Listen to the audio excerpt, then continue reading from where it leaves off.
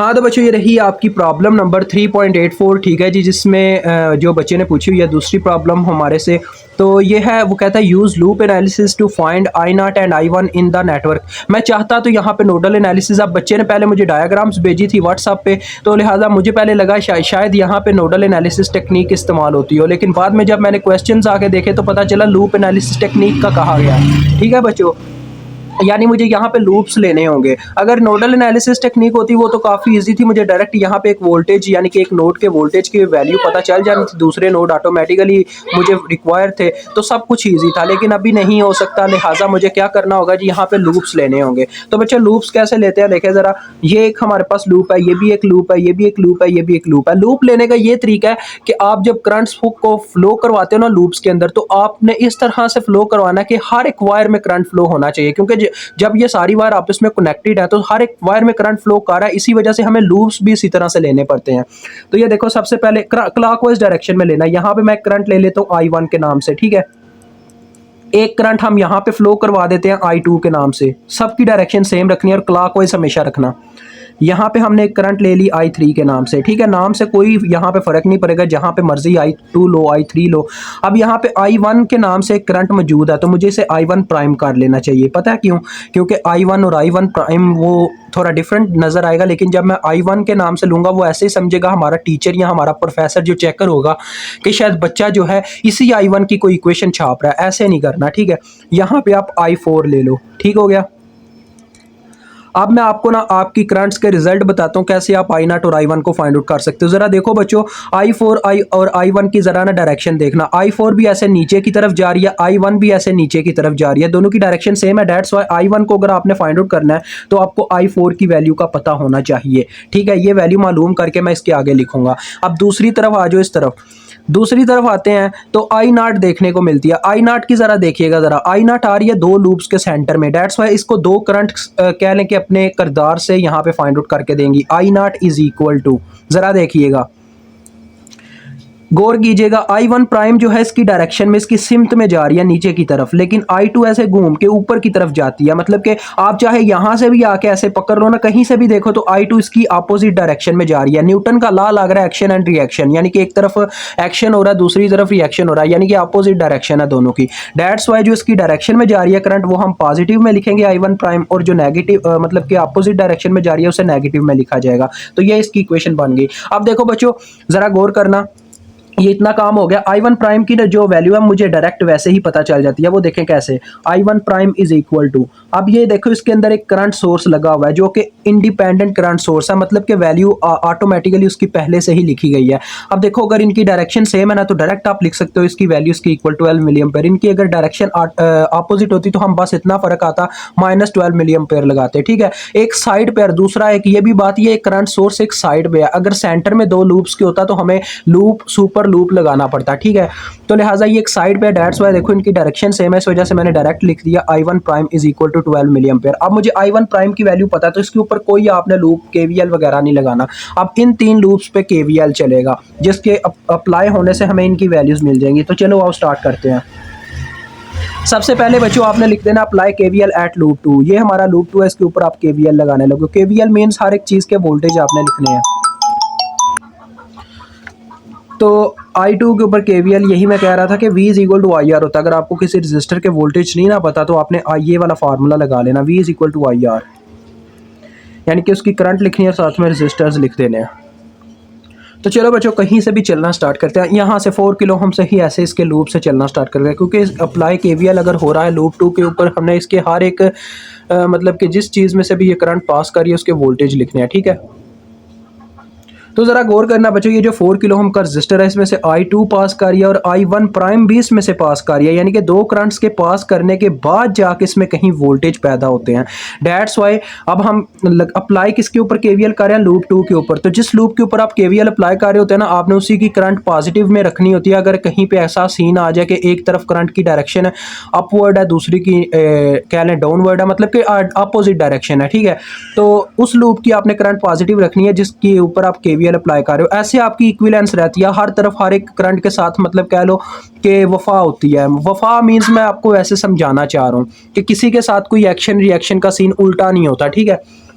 तो देखो I2 ऊपर जा रही है, I1 प्राइम ऐसे नीचे आ रही है इसमें से, डेट्स वाई हम लिखेंगे 4K into I2 minus I1 prime, ठीक है, ये बनेगा। आगे नेक्स्ट आ जाओ। अब ये 3 किलो हम का रजिस्टर आता है, इसके बाद 3K, क्योंकि ऐसे हम फ्लो करते जा रहे हैं। अब 3K का रजिस्टर आया तो इसमें से भी दो करंट्स पास कर रही हैं। अब देखो I2 इस तरफ जा रही है, अगर I3 को देखो तो वह ऐसे इस तरफ जाती है, यानी कि मेरी I2 जा रही है राइट साइड को, I3 जा रही है लेफ्ट साइड को, यानी फिर से डायरेक्शन अपोजिट है। डेट्स वाई हम क्या करेंगे, I2 को पॉजिटिव रखेंगे, I3 को नेगेटिव ही रहने देंगे। मजीद आगे आते हैं तो देखो करंट इसके नेगेटिव पोल में एंटर करती है, I2 जो है इसके नेगेटिव पोल में एंटर करती है। मेरे ख्याल में मुझे I4 जो है ना वो इजीली वैसे ही फाइंड आउट हो जानी है, नज़र आ रहा है। तो इसके नेगेटिव पोल में एंटर करती है तो ये आ जाएंगे -12 इज इक्वल टू 0, क्योंकि हमारा चक्कर मुकम्मल हो गया। देखो फिर से मैं 4 किलो हम पे वापस जा रहा हूँ। बच्चों पता है क्या मैं क्यों कह रहा हूँ I4 मुझे वैसे ही हासिल हो जानी है, क्योंकि I4 और I2 यानी कि जहाँ पे इसके ऊपर KVL की मदद से इसको हल करने बैठ जाता मैं मैट्रिक्स फॉर्म में, वो वैसे ही हल होने को है, क्योंकि उसने जहाँ पे दो लूप्स के अंदर इंटरेक्ट करना था करंट ने, वहाँ पे डायरेक्ट ही वोल्टेज पता चल गया, यानी कि वहाँ पे रजिस्टर नहीं लगा हुआ सेंटर में। वो आपको पता चल जाएगा मेरी बात का जब मैं उसको तरफ आऊँगा, ठीक है। देखो बच्चों पहले आप I1 की बात करो तो देखो -4K I1 आ रहा है, -4K into I1 prime. I1 prime की क्या वैल्यू थी, 12 मिली, तो वो डायरेक्ट ही पुट कर दो यार, क्यों नेक्स्ट स्टेप में जाना है।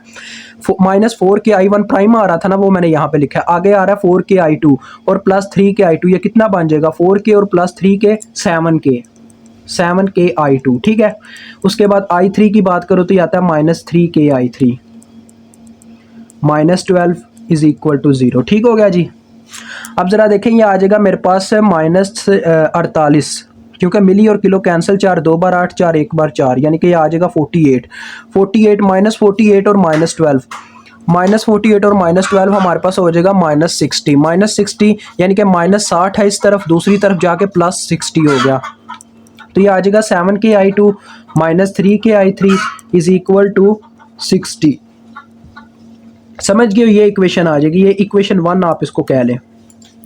अब आप KVL लगाओ बच्चों अपने लूप 3 के ऊपर, अप्लाई KVL एट लूप 3, आपने ऊपर स्टेटमेंट लिखनी है, ठीक है। तो कहाँ से चलना स्टार्ट करें, 3K से ही चलना स्टार्ट करते हैं। अब देखो 3 किलो ओम वाले रजिस्टर में से दो करंट्स पास कर रही हैं। अब बात हो रही है लूप 3 की, क्योंकि लूप 3 के ऊपर KVL लग रहा है। I3 जा रही है लेफ्ट साइड को, I2 जा रही है राइट साइड को, अपोजिट डायरेक्शन है, लेकिन हम किसको पॉजिटिव रखेंगे, I3 को इस दफ़ा, और I2 नेगेटिव रहेगी। उसके बाद आता है 6 किलो ओम का रजिस्टर, क्योंकि और कोई रजिस्टर है ही नहीं इस लूप के अंदर। इस तरह से करंट घूम के आगे 6 किलो में से पास करते हैं, इसमें से सिर्फ एक करंट पास कर रही है जो कि I3 है, डेट्स वाई ये डायरेक्ट ही आ जाएगा 6K I3। अब ये देखो KVL मुकम्मल हो गया, क्योंकि हम वहीं पे वापस आगे जहाँ से चलना स्टार्ट किया तो इज इक्वल टू 0 लिख दो। तो ये बच्चों क्या आ जाएगा, पहले I2 की रखो करंट -3K I2, फिर I3 वाली 3K I3 plus 6K I3, ये हो जाएगा 9K I3, ठीक है। इसको अगर आप मैट्रिक्स फॉर्म में हल करना चाहते हैं तो जिन बच्चों को ये नहीं पता कि हम मैट्रिक्स फॉर्म में रख के कैसे हल करते हैं, वो हमारी एग्जांपल नंबर 3.1 देख सकते हैं, उसमें मैंने मैट्रिक्स फॉर्म को डिफाइन किया हुआ है। इसको हम पहले मैट्रिक्स फॉर्म में लिखेंगे, देखिए किस तरह से। इनके जो कांस्टेंट है पहले आ जाएंगे रो फॉर्म में, हर इक्वेशन के 7K -3K आ गया, ठीक है, और इस इक्वेशन का -3K 9K, ठीक है। उसके बाद जो इनके साथ वेरिएबल्स थे उनको हम क्या करेंगे, कॉलम में लिखेंगे। I2 पहले था, फिर I3 था। अरेंजमेंट सेम होनी चाहिए बच्चों, अगर फर्स्ट इक्वेशन में I3 पहले I2 बाद में, तो दूसरी इक्वेशन में भी ऐसा होना चाहिए। लेकिन आप अगर एक सीक्वेंस के साथ रखोगे तो आपको प्रॉब्लम नहीं आएगा, ठीक है। विच इज इक्वल टू, अब इस तरफ आ जाए तो इक्वेशन 1 के ऊपर यहाँ पे 60 था, यहाँ पे इसका 0 था, ठीक है, इक्वेशन 2 का। अब इसको कैलकुलेटर पे मैं पुट करके सॉल्व तो करके आपको आंसर बता देता हूँ I2 क्या है और I3 क्या है, लेकिन आपको मैंने बताया कि आपने कैसे जानना है। आपने एक एग्जाम्पल 3.1 जाके देखनी है हमारी चैनल से, ठीक है, उसमें के अंदर सारा तरीका बयान किया गया मैट्रिक्स फॉर्म का। तो लें जी बच्चों, मेरे पास आंसर आ गया। फर्स्ट का आ रहा है 10 मिली एम्पेयर, ठीक है जी, और सेकेंड करंट का आ रहा है 3.3 मिली एम्पेयर, ठीक हो गया। अब इन दोनों के आंसर आ गए हैं, ये कैलकुलेटर ने ही मुझे निकाल के दिया। किलो मैंने पुट नहीं था किया, मुझे वैसे ही पता था करंट ने आ जाना मिली में, इसी वजह से मैंने किलो इनके साथ नहीं था लगाया, 7K नहीं था लिखा, सिर्फ 7 लिखा था।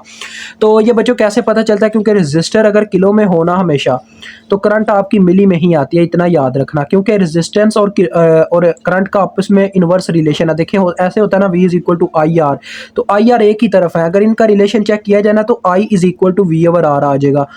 और अगर एक और दफ़ा हम चेक करें तो ये आ जाएगा I is proportional to 1/R। V को एक साइड पे कर दो, यानी कि इसका रेजिस्टेंस के साथ क्या रिलेशन है, इन्वर्स रिलेशन। जितनी ज़्यादा रेजिस्टेंस होगी उतनी कम करंट होगी। अगर रेजिस्टेंस किलो में है तो करंट मिली में होगी, ये चक्कर है। ठीक है, समझ आ गई मेरी बात की। तो I2 और I3 हमें पता चल गई हैं। ठीक है, अब एक ही करंट रह गया, वो है I4। तो I2 के फाइंड आउट होने से हम चाहें तो यहाँ पे I0 को कैलकुलेट कर सकते हैं। अभी ये देखो ज़रा, I2 मुझे पता ना, तो I1 प्राइम की वैल्यू थी 12 मिली और माइनस इसमें से हो रहा है I2 की वैल्यू आई है 10 मिली। ठीक है, तो ये आ गया 2 मिली एम्पेयर। I0 आपको फाइंड आउट हो गई। ठीक है, 2 मिली एम्पेयर।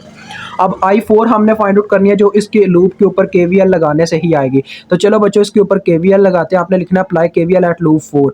तो कहाँ से चलना स्टार्ट करें, 12 वोल्ट के सोर्स से चलो चलना स्टार्ट करते हैं। देखिए करंट इसके पॉजिटिव पोल में ऐसे एंटर कर रही है, तो ये आ जाएगा +12। मजीद आगे बढ़ते हैं तो करंट 2 किलो ओम रजिस्टर में से गुजरती है, तो डेट्स वाई इसमें से सिर्फ I4 पास कर रही है, तो ये आ जाएगा +2 I4 which is equal to 0, क्योंकि चक्कर मुकम्मल हो गया। ठीक है, तो देखो ये आ जाएगा बच्चों 2 I4 इज़ इक्वल टू -12, और यहाँ से आपको I4 की वैल्यू मिल जाएगी। देखिए I4 is equal to -12 divided by 2K। तो यहाँ पे दो एक बार दो छः बार 12 होता है, तो -6, और ये किलो ऊपर जाके मिली बन गया। -6 मिली एम्पेयर आपके पास आ गई I4। तो यहाँ पे जब पुट करोगे तो आपको I1 की वैल्यू भी इसका मतलब मिल गई हुई है -6 मिली एम्पेयर, और ये आपका क्वेश्चन सॉल्व हो गया। ठीक है जी, खुदा हाफिज़।